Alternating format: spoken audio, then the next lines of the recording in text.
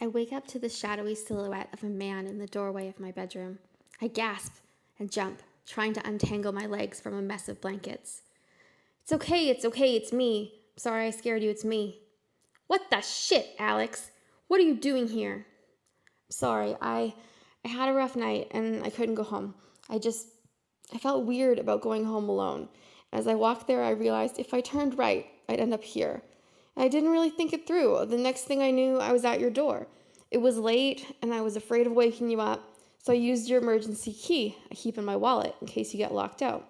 I went to the kitchen for a drink, and it felt weird being here when you didn't know I was here, so I came to your room to tell you I was here, and I don't know.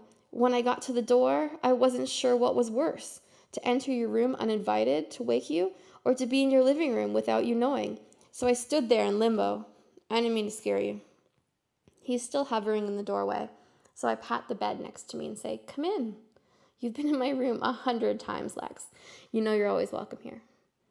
He seemed to breathe easier and leaps onto the bed, tackling me with tickles, and eventually pulling my body, still heaving with laughter, against his, wrapping his arms around me in that instinctive way alpha males are so breathtakingly good at. I lean into him and feel my breath regulate and my heartbeat match his.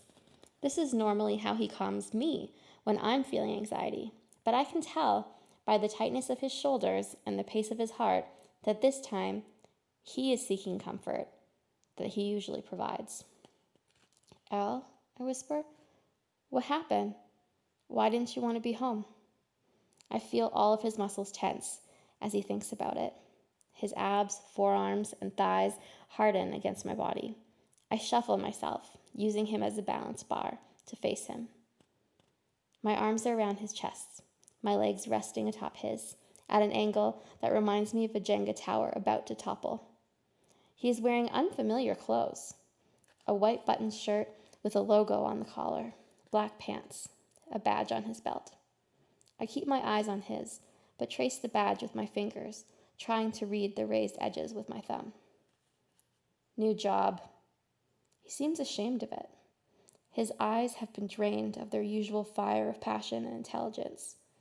He looks as though he has watched everything he owned be washed out to sea and was mocked about it by his best friend. Not what you expected?